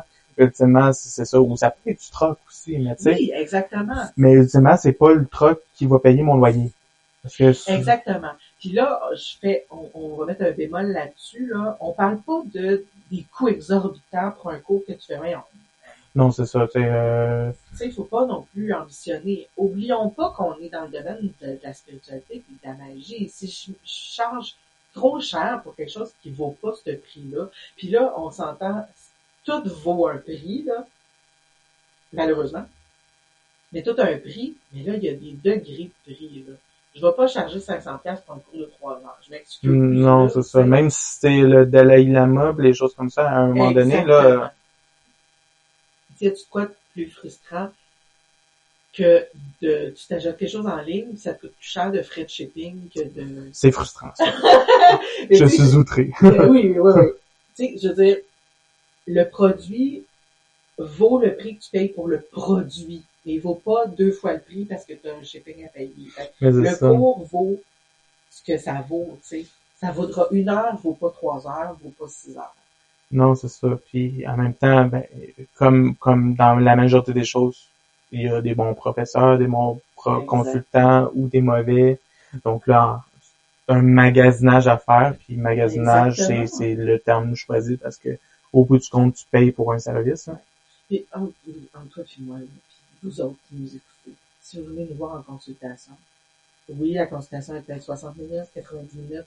On s'entend-tu qu'on fait pas ting au début de la consultation? Non, c'est ça. On est du genre à en donner un petit peu plus. Oui, en milieu de phrase, je vais pas arrêter parce que ça fait 90 minutes qu'on se voit. Alors, vous allez pouvoir faire... Ah oui. Ah, l'heure et demie est finie. Désolé. Voilà, revenez la prochaine fois pour la fin de la phrase. Remettez le dessous dans l'appareil. Wow, that was old time. Ouais. Mais c'est ça, tu sais, je veux dire, principalement en magie, du moins, ou dans le milieu de la spiritualité, c'est bien rare qu'on est comme, ben là, ça fait 1h15, puis on est supposé arrêter à 1h. On a fini 15 minutes plus tard. Oh well! Ben, c'est ça. Puis quand on donne les cours aussi, là, tu sais, si j'ai 53 millions de questions, je vais faire non, tiens, ta question, va-t'en, puis c'est ça, il est bizarre, je m'en vais chez lui. C'est ça, non, on va répondre aux questions, puis si on voit que au pire, on peut organiser un cours numéro 2, tu sais. Oui. Tu sais, il y a de l'abus dans tout, là. Ben, c'est ça, là, il y a de l'abus d'un bord comme de l'autre. Je veux dire, si tu viens en consultation, puis tu sais que cette personne-là a tendance à donner 5-10 minutes de plus, tu viens parce que tu veux 5-10 minutes de plus, puis 5-10 minutes de plus se transforme en 15, 20, 25. Là, ça ambitionne pas non plus, là. Il est dans son droit de charger le 15 minutes de plus aussi, là. Puis, tu sais, soyons à l'écoute aussi des personnes, soit qui donnent le cours et qui suivent le cours. Si un cours ou une consultation dure 1h30, puis tu vois qu'au bout d'1h15, la personne est comme, OK, j'ai beaucoup d'énergie, on peut arrêter la consultation là, puis juste faire comme il y a beaucoup de psychologie en magie, hein. Ouais. Tu sais, puis moi, j'adore ça. J'ai beaucoup de, j'ai beaucoup de, ça me dérange pas, tu sais, que les gens qui viennent le voir, on digresse dans le côté. Ben c'est ça, on peut juste jaser. Ça fait toujours du bien jaser. Puis tu sais, des fois en consultation, j'avais du monde qui venait pour un sujet, puis après j'étais comme, ben t'as-tu des questions pour quoi que ce soit? Puis ben il y avait des questions, puis on partait sur un autre sujet, puis ça fait partie des connaissances que tu donnes ultimement. Là. Mais tu sais, on parlait au début, tantôt, de consulter, aller en thérapie, etc. C'est une des choses, souvent, moi, que je donne dans mes cours en disant, il y a des processus de guérison, ou du moins de protection, qui font partie de la catégorie bassement humaine. Puis quand on dit bassement humain, encore une fois, c'est pas péjoratif, mais qui fait partie de l'humain que tu as besoin d'aller consulter un psychologue. C'est normal. Ces métiers-là n'existeraient pas si c'était pas normal. C'est-à-dire, allez-y, donnez-vous cette possibilité-là de faire le tour de votre propre personne, de mieux vous connaître. En bout de ligne, là, ça va juste mieux aller dans votre vie. Oui, parce que, puis dans votre pratique magique aussi, parce que le premier portail, la première chose à faire, c'est connais-toi toi-même. Exactement. Connais-toi toi-même et tu connaîtras l'univers et les dieux, tu sais, c'est ça. Thyself. C'est la première chose que vous devriez faire, c'est apprendre à vous connaître. Donc, puis tu vois, il y a une portion au niveau de la magie qui est la magie de l'ombre, le shadow work qu'on appelle, qui est justement d'aller dans ces parts d'ombre-là qu'on a, puis là je le simplifie, là, mais ces parts d'ombre-là qu'on a, pour en faire des pierres angulaires, ou du moins des pierres sur notre chemin. Pas des pierres pour s'enfarger, des pierres pour paver le chemin, pour que le pavé soit plus solide, pour que le pavé soit plus à notre image. Oui, puis ça revient à la loi de l'analogie. Si vous êtes plein de marde, ça se peut que vous attirez plein de marde aussi. Oui. Ceci dit, il n'y a rien de mal à crever la petite marde. Creve-les, nettoie-les, qu'on enchaîne après ça. Là. Ben, c'est ça. Mais c'est ça, ultimement. Le but d'être incarné sur Terre, en tout cas dans le plan matériel, c'est d'apprendre puis d'évoluer. Ouais. Fait que c'est de faire le ménage dans nos cacas, puis d'avoir moins de caca puis être plus léger, si on peut dire. Voilà. Fait que c'est ça. Fait que pourquoi pas travailler ça? Tout à fait. Fait que, ultimement, chargé pour les cours et les consultations, je suis tout à fait d'accord. D'accord. Parce que, ultimement, c'est ça. Tu donnes un service. Tout le temps que tu as investi dans des cours, des formations, des livres, ben ça faut qu'il y ait un retour de tout ça aussi, éventuellement, tu sais. Fait que c'est du temps que tu as investi, que tu redonnes maintenant à d'autres personnes qui te payent pour un service. Comme tu payes le psychologue, tu payes pas mal tout le monde là, qui donne un service, effectivement. Oui. Massothérapeute, tu sais, il donne un service aussi. Exact. C'est que je pense que dans cette notion-là de payer pour un service, il y a certaines personnes qui souvent, ils veulent pas payer s'il y a rien de matériel. Tu sais, tu vas au restaurant, tu payes pour un repas. Tu vas au magasin, tu achètes un article. Tu sais, il y a beaucoup de gens qui ont de la difficulté à mettre un prix sur quelque chose qui est pas tangible. mettez dans votre tête qu'il y a un prix. Puis, si les personnes avec qui vous faites affaire, c'est des personnes honnêtes, ils vont pas vous surcharger pour quelque chose. Non, puis la majorité des cours, en tout cas, je vais parler pour moi, la majorité des cours que moi je donne, j'essaie que les gens repartent avec des devoirs, des exercices, des pratiques, des choses concrètes qui vont faire en sorte que ça va améliorer leur pratique, puis qui vont repartir avec quelque chose qu'ils vont pouvoir faire. Des notes de cours ou, tu sais, par exemple, en talismanie, ben, ils repartent avec un talisman, puis ils sont capables de faire des talismans. Tu sais, ils repartent avec du savoir qu'ils vont pouvoir appliquer dans leur vie. C'est que cette notion immatérielle-là se transforme en matériel et en connaissance que eux vont pouvoir utiliser plus tard. Fait que c'est the gift that keeps on giving. Ben, c'est ça, tu sais, ultimement, c'est la même chose de, comme, donne un poisson à quelqu'un, il va manger pendant une journée, donne une canne à pêche à quelqu'un, il va pouvoir se nourrir toute sa vie. Ben, c'est ça. Moi aussi, c'est la même chose dans mes cours. Hein. Puis j'aime ça, moi, que les gens repartent avec un petit quelque chose, une bouteille de sorcière, une chandelle qui a été dressée. Ou, j'aime ça parce que pour moi, c'est l'abstrait devient concret et je suis quelqu'un qui aime ça voir les choses, moi. Fait que j'aime ça avoir quelque chose sur lequel je peux me rabattre pour le refaire, le reproduire, ou du moins avoir un exemple de qu'est-ce que ça a l'air dans le concret. Ouais, c'est ça. C'est pour ça que je suis moins fan, mais je vais en donner éventuellement quand je vais me botter assez le derrière pour faire des cours en ligne parce que j'aime faire des cours pratiques sous qu'on fait des choses. Moi, des cours où que je donne une matière puis que les gens arrivent chez eux puis prennent le document que je leur ai donné puis ils le mettent sur le bord de la table puis ils l'oublient. Ouais. C'est pas quelque chose. Je veux que quand ils viennent dans mes cours, il y ait une expérience. Souvent, on va, par exemple, un cours, mettons, sur le cercle sacré ou comment faire un temple, puis on va le faire ensemble. Vous allez pouvoir l'expérimenter. Ça va rentrer. Puis vous allez faire, hey, c'est vrai, j'ai fait ça, c'était vraiment le fun. Je vais le réessayer chez nous. Ouais. Moi, le but, c'est ça, c'est que ils le font une fois, ça me tente de le réessayer chez nous. Ouais. Puis ça reste pas sur le bord de la table parce que je vais m'en occuper plus tard. Mais c'est un bon exemple que tu donnes là qui me ramène à ce qu'on avait parlé, je pense, dans le premier podcast. C'est que, à un moment donné, les bébés witch, j'aime pas le terme, mais bon. Quand tu commences en magie, tu lis plein d'affaires, puis il y en a beaucoup qui veulent tout de suite pratiquer, qui veulent tout de suite faire des choses. Il y a une période de temps pour apprendre, donc le cours que tu suis, exemple, et quand tu es prêt, tu peux le mettre en pratique. Tu sais, l'inverse, je suggère pas de pratiquer avant d'avoir lu, tu sais. Non, ou du moins avant d'être informé. Je vais pas faire un plongeon du 10 mètres sans avoir eu peut-être quelques cours. Avoir un maillot de bain avant. Un maillot de bain. Ouais, c'est ça, tu sais, c'est sûr, il y a l'information, c'est comme toutes les informations sur les lois, des choses comme ça, c'est les informations que je donne dans le premier cours que je donne, qui est la magie expliquée. Donc, c'est comme le 101 de c'est quoi la magie. Donc, ça, c'est le fun à savoir quand tu commences à pratiquer, parce que si tu pratiques pis t'as aucune connaissance de toutes ces lois-là, ben, tu fais un peu n'importe quoi à l'aveugle. Tu sais, c'est la connaissance, c'est le pouvoir. Là. Ouais. Puis, ouais. Exact. Je suis d'accord. Good. Là, un autre petit sujet délicat. L'ego dans la pratique. Ouais. Souvent, l'ego, il prend beaucoup de place dans la pratique. Ouais, moi, je suis capable de voir des esprits péter les bretelles. Ouais, moi, je suis capable de summoner Dieu, péter les bretelles.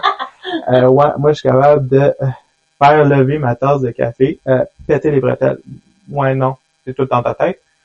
Ou pas, mais tu sais, ultimement, présentement, c'est ça, l'ego fait en sorte que ça crée beaucoup de, par exemple, de gourous abusifs ou qui en prennent, qui deviennent narcissiques, égocentriques et qui fait en sorte qu'ils amènent des gens dans pas le meilleur chemin. Non. Mettons. Ça, là, tu touches un sujet vraiment qui, moi, me tient à cœur. C'est pas les gourous abusifs me tiennent à cœur, mais se méfier des gourous abusifs. Ouais. parce que tu sais, les deux, on est éclectiques. Fait qu'on va aller prendre dans notre pratique ou dans les différentes traditions ce qui sert à notre propre pratique. J'adhérerai pas à 100% de telle tradition parce que, à la base, je suis quelqu'un qui aime pas être mis dans un moule pis encadré comme, toi t'es ça, là. C'est tout ce que t'es. Non. Et aujourd'hui, ça fait mon affaire, ça, puis demain, ça fait pas mon affaire. Aujourd'hui, j'aime ça principalement tirer avec des oracles. Demain, j'aime ça principalement tirer avec des oracles et des tarots. Je veux dire, c'est un peu boiteux comme exemple, mais tu comprends ce que je veux dire, dans le sens que, tu sais, un gourou abusif va souvent te forcer à voir sa réalité comme étant la bonne réalité, la seule et unique réalité qui est valide et valable. Je suis pas capable. Puis là, on va parler de praticiens abusifs, tu sais, que la seule vraie réalité, la seule bonne voie, c'est celle que moi je te dis. C'est ça. Fuyez ça comme la peste, comme les gens qui pensent tout savoir. Moi, je connais tout sur telle tradition. Je suis au prêtre 3e, 6e degré, druide 10e degré, puis c'est ça là. Puis je suis comme, j'ai fait le tour, je connais tout sur le truc. Je suis comme non, on n'a jamais fini d'apprendre. Entre ce qu'on sait, ce qu'on sait pas, ce qu'on pense qu'on sait pas, ce qu'on sait pas, puis ce qu'on sait pas, ce qu'on sait pas, il y en a beaucoup là. Oh, ouais. Puis même une notion qu'on sait, à un moment donné, avec le voile de quelqu'un d'autre, c'est-à-dire la vision de quelqu'un d'autre, tu vas voir ce que tu pensais savoir d'une autre façon. C'est ça. On dit souvent que la vérité a comme 144 côtés. Ouais. Donc, oui, c'est ça. Les perceptions des gens sont tout le temps avec les filtres de la personne. Exact. Donc, une vérité peut prendre tellement de facettes. Les filtres de chaque personne sont teintés de la façon qu'ils ont été élevés, la culture dans laquelle ils sont, leur ethnicité, tout va entrer en même. Que tu sois techniquement un gars ou une fille, etc. Tout va teinter cette réalité-là. Il y a un exemple qui est le fun. Vous allez dans un party. Ouais. Toute la soirée, vous avez votre perception du party. Le party était le fun. J'ai changé tout ça. Demandez à des amis qui étaient dans ce même party-là comment qu'eux qui ont vécu le même party. Vous allez voir que le party, chez certaines personnes, il était plate, il était boring, c'était trop loud, il y avait trop de personnes, il n'y avait pas assez de personnes. Mais ça, c'est le même party. La même chose qui s'est passée dans cette maison-là, ou cet appart-là, ou peu importe, c'est la même chose vécue de différentes perceptions. Mais juste, nous deux, on écoute un film ensemble, on va avoir la vision, puis des choses qu'on retient du film, carrément différentes. C'est ça, selon les connaissances qu'on a, j'ai écouté un film avec ma mère à un moment donné. Ma mère, à la fin du film, elle a fait maudit qu'il était plate. Moi, j'étais comme, oh my god! Il était tellement bon, révolutionnaire. Ouais, révolutionnaire parce que il y a dans ce film-là, Elizabeth Sobilo, il y a beaucoup de références alchimiques. C'est très, très, très alchimique, mais c'est très occulte. Ouais. Puis, quand tu connais les symboles, tu fais wow! Ça, c'est vraiment en profondeur. Puis ma mère, qui connaît absolument rien en alchimie, elle a fait j'ai rien compris. C'était vraiment plate. C'est ça, tu sais, les symboles qui sont par en dessous, qui donnent vraiment de la profondeur au film, qui, vu par quelqu'un qui connaît, fait en sorte que ça donne tellement de sens au film quand tu penses pas à côté de ces messages-là, ben c'est bien normal. C'est comme par exemple écouter tous les films Avengers, puis tout dans les Marvels. Puis écouter, mettons, un film qui a plein de références aux autres films. Quand tu les as vus, tu comprends puis tu trouves ça drôle. Quand tu les as pas vus, tu fais je comprends pas. Oui, c'est ça. Pourquoi personne aime Loki? Moi, je l'aime. On l'aime beaucoup quand même. Oui, exactement le même. Puis, ou, par exemple, on va avoir, les deux vont aimer Supernatural. Mm-hmm. Toi, tu vas être Sam Team, puis moi, je vais être plus Dean Team. Mm-hmm. Fait on aime la même chose différemment. Ben, c'est ça. Donc, ta vision est teintée, ton voile est teinté de tes intérêts, de qui tu es, de ton bagage, etc. Même chose pour moi, de mon côté. Tu sais. Voilà. Tant que gars, moi, tant que fille. Fait que c'est là que l'ego, c'est ça. L'ego, c'est pas quelque chose à éliminer, c'est quelque chose à vivre avec, puis dire, quand tu parles, je peux t'écouter, mais des fois, tu cries un peu trop fort, fait que je chuche un petit peu. Tu peux avoir un sain ego. Oui, c'est ça. Un sain, pas des scènes, mais sain, S-A-I-N, en liaison avec l'ego. Un ego sain, finalement. Mais oui, effectivement. Parce que quand c'est l'ego qui prend le dessus, on sera pas à l'écoute. Non, c'est ça. Souvent, on dit quand l'ego crie, l'intuition ou la partie de l'âme chuchote. Ouais. Fait que quand l'ego est en train de crier, ben on n'entend pas le message derrière. Exact. Mais en même temps, l'ego est tellement utile. C'est lui qui fait en sorte qu'on est encore en vie aujourd'hui. Parce que c'est lui qui a notre perception de soi, puis notre perception d'individualité, puis du danger aussi. Si tu vois qu'il y a un char s'en vient, tu vas te tasser. Exact. C'est l'ego qui dit ça, tasse-toi, parce que les limites du char vont faire très mal à la limite de ton toit. Fait que, voilà. Fait qu'ultimement, l'ego, ça peut être positif, puis c'est comment devenir ami, puis comment l'arcane, la force, dans le tarot, et particulièrement ça, c'est apprendre à dompter, si on peut dire, l'ego pour que ça devienne un allié aussi. Exactement. Pour dire que là, présentement, j'ai besoin de mon individualité. L'ego, tu peux prendre le dessus, mon individualité a besoin de toi présentement. Parce que c'est ça. Et un ego sain, comme je me suis dit, mais un ego sain ne se vexera jamais qu'on le mette en sourdine pour être dans une neutralité puis un anonymat énergétique. Mais ben c'est ça, tu sais, c'est ça qu'on cherche quand on s'en va en rituel. Ouais. Cette espèce de personnalité aussi rituelique, comme qu'on a parlé au premier podcast. Ce qu'on veut, justement, amener cette neutralité-là, l'ego prend le bord un petit peu, puis c'est notre partie divine qui va prendre le dessus. Oui, effectivement. Donc, sans ego, ne pas l'éliminer parce que c'est un peu dangereux, mais ne pas non plus en faire un péché capital. Voilà. Pour les gens qui donnent la notion du Dieu quotidien. Voilà. Entre la luxure et la paresse, là. Voilà. L'ego. Exact. Good. Est-ce que t'as d'autres points? J'avais comme une note, mais je pense qu'on l'a un peu effleuré, s'imposer versus demander. Ouais. C'est faire un rituel. C'est comme quelqu'un qui dit, je vais prier pour toi. Non, c'est correct, c'est beau. Regarde. De un, j'adhère pas à ta spiritualité. De deux, non, c'est correct. Non, c'est ça. Je sais pas ce que tu vas demander, dans quel mot tu vas l'utiliser. Un autre, c'est vrai, ça me fait penser aussi à un autre. Tu sais, on parlait de l'amour, la protection, l'argent, puis la santé, la guérison. Ouais. La guérison, souvent, le monde va faire, je vais faire un rituel de guérison pour toi, mais j'ai rien demandé. Non, parce que ça va contre mon libre arbitre, puis c'est pas vraiment ça que j'ai besoin. Ou ben. Exactement. Tu peux le demander, puis si quelqu'un te demande s'il peut faire un rituel pour toi, tu as le droit de dire non.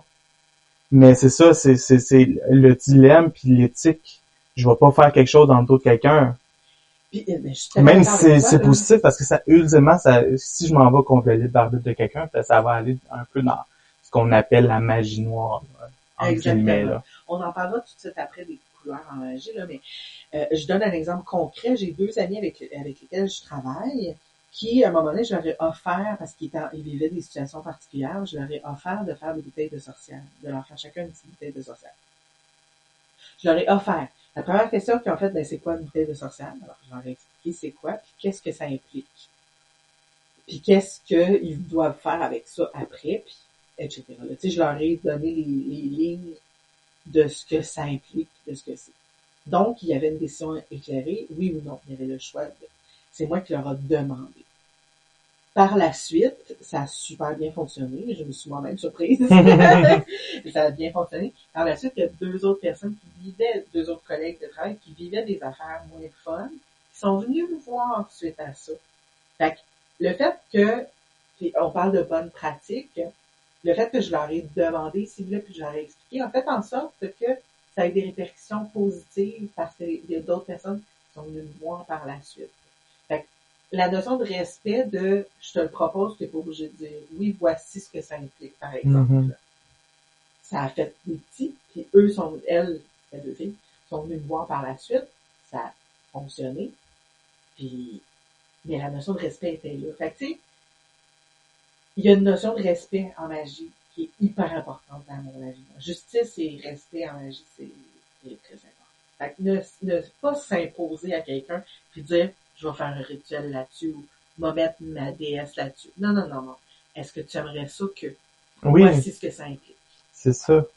Puis informer la personne aussi sur comment tu vas le faire, puis pourquoi tu le fais, puis les choses comme ça va peut-être être intéressant.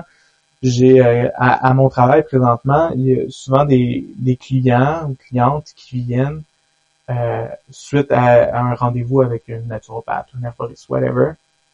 Puis j'en ai beaucoup qui consultent une naturopathe qui donne des élixirs floraux, mais sauf que la majorité du temps, ils savent pas pourquoi ils le prennent.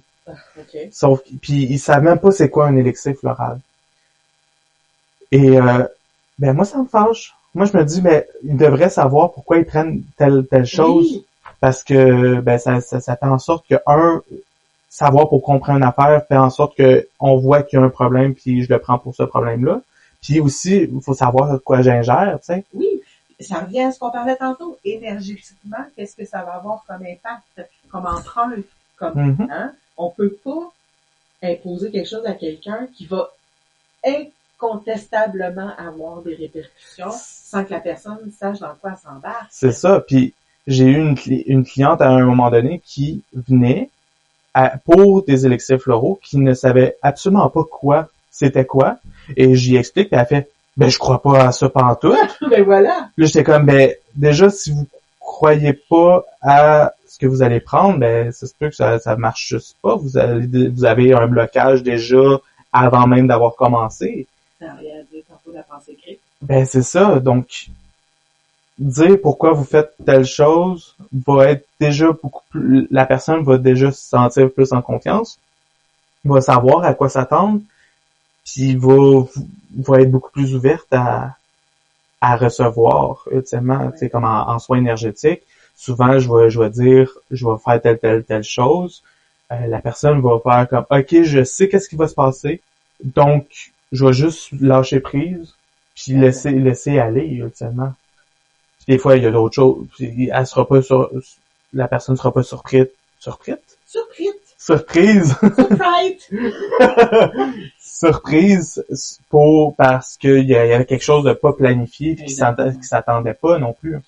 Puis on s'entend qu'il y a encore beaucoup de gens qui pensent que la magie c'est le diable. Ouais. On en parlait dans le premier podcast qu'on a fait.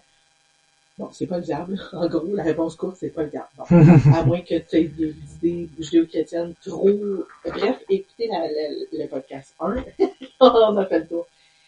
Ce qui fait en sorte que si tu imposes un rituel magique ou un acte magique à quelqu'un qui ne sait pas ce que ça implique, c'est pour ça que moi je leur dis, c'est ça que ça fait, puis c'est ça que ça implique. Si tu sais pas ce que ça implique, déjà t'es dans la magie néfaste parce que tu camoufles et ça tombe dans le goût abusif. Je te dis pas pourquoi, mais fais-le puis crois-moi. Oh, non! Wesh. Je vais pas faire quelque chose parce que tu me dis de le faire puis que je dois faire confiance. Moi, je vais pas accepter aveuglément. Exactement. Moi, s'il y a bien une chose que j'arrête pas de dire, c'est de toujours re-questionner. De questionner. Puis comme que je dis à chaque fois, quand on arrête de questionner, ton cerveau est mort. Exactement. Parce que, ultimement, notre vie, c'est apprendre, puis toujours re-questionner. Puis dès que on se sent trop confortable ou on prend pour acquérir des choses, on re-questionne encore, puis on fait bouger les choses, là, parce qu'on n'arrête jamais d'apprendre de nouvelles choses. Ça veut pas dire qu'on va toujours avoir une réponse tout de suite immédiate. Non. Mais au moins, la roue est mise en branle, puis il y a une énergie qui travaille pour obtenir une réponse. Tu sais? On est sur le plan abstrait vraiment, là. Mais je veux dire, tu sais, on n'a pas tout de suite réponse à tout, quand on fait des actes magiques, mais il faut pas arrêter de les questionner tant qu'on n'aura pas la réponse. Non, c'est ça. Ultimement, la pratique magique, c'est un heureux mélange entre la foi et le scepticisme. Voilà. Quand on fait notre rituel, on est dans la foi, puis quand on est après le rituel, puis qu'on fait ce que j'ai reçu, là, on commence à être sceptique, à questionner ce qu'on a reçu. Est-ce que c'est bien? Est-ce que c'est bon? Est-ce que c'est juste? Est-ce que c'est faisable? Est-ce que, tu sais, j'ai reçu comme message qu'il faut que je devienne le président des États-Unis, mais je suis Canadien, je peux pas. Exactement. De toute évidence, c'était pas une bonne, un bon message pour moi. La bonne interprétation qu'on en a fait. Ben, c'est ça. Tu sais, si je vois le travaux des États-Unis, ça peut pas dire nécessairement qu'il faut que je devienne président des États-Unis. Fait que un petit voyage aux États, ça pourrait être intéressant, tu sais, c'est ça. À Washington. Peut-être. Why not? À la Maison-Blanche. Ou à Nouvelle-Orléans. Ou à Salem. Peu importe. Donc, c'est ça, c'est un heureux mélange entre le scepticisme et la foi, ultimement, à avoir. Là. Ouais. Voilà pour la portion s'imposer versus demander. Ouais. Puis on a glissé rapidement, puis j'aimerais qu'on y revienne. C'est souvent la couleur en magie. Ouais. Magie blanche, magie noire, magie verte, magie rouge, magie... Ouais, tout ça, ben en fait, c'est toutes les petites cases que l'homme aime mettre. Ouais. Fait que, ultimement, rapidement, là, on s'étend. Rapidement, la magie a pas de couleur, mais en même temps a des couleurs. Parce que, comme qu'on dit, tout est énergie. Puis ce qu'on fait va dégager une certaine fréquence qui peut ressembler à une couleur. Puis si on aime compartimenter les choses, ben on peut les mettre comme ça nous aide à mieux structurer notre pratique. Oui, il y a des gens qui sont visuels, qui ont besoin.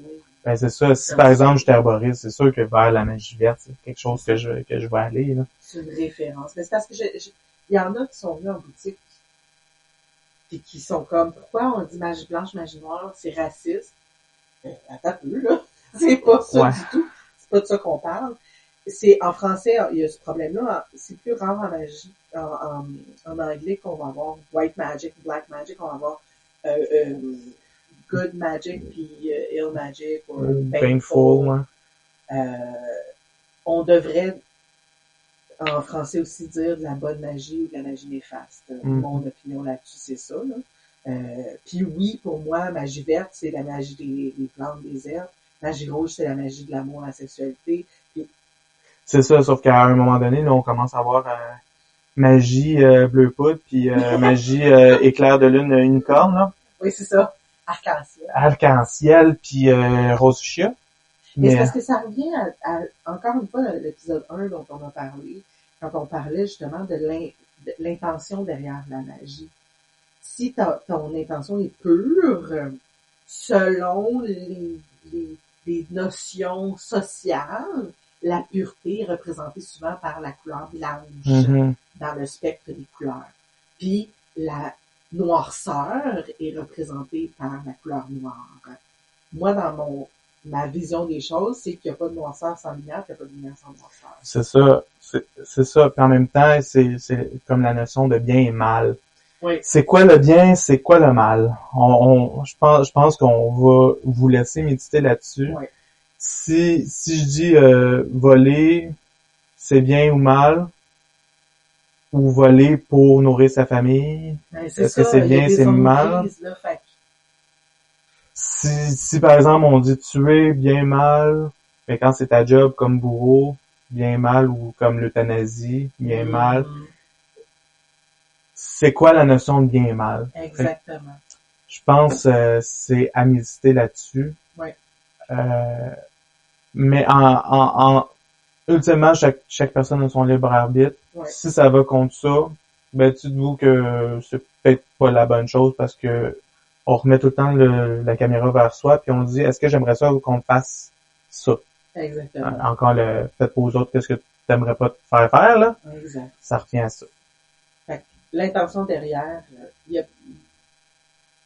l'intention derrière votre magie, c'est ça l'important. Ouais.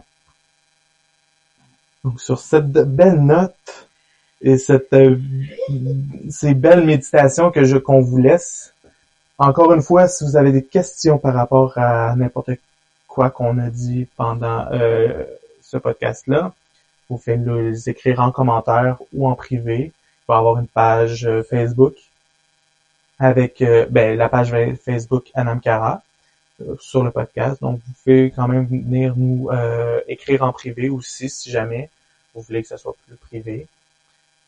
Ça va nous faire plaisir de répondre. On va mettre les liens aussi à partir de nos propres pages Facebook. Toi, Herbal Emporium, moi, Oraculum. Ouais. On va mettre le lien vers Anam Cara, vers le podcast. Voilà. Donc, plusieurs accès de communication avec nous. Si il y a des questions, gênez pas. Good. Sur ce, nous souhaitons une bonne journée, une bonne nuit, une bonne vie. Jusqu'au prochain podcast. Jusqu'au prochain podcast. Donc, au revoir tout le monde. Au revoir tout le monde.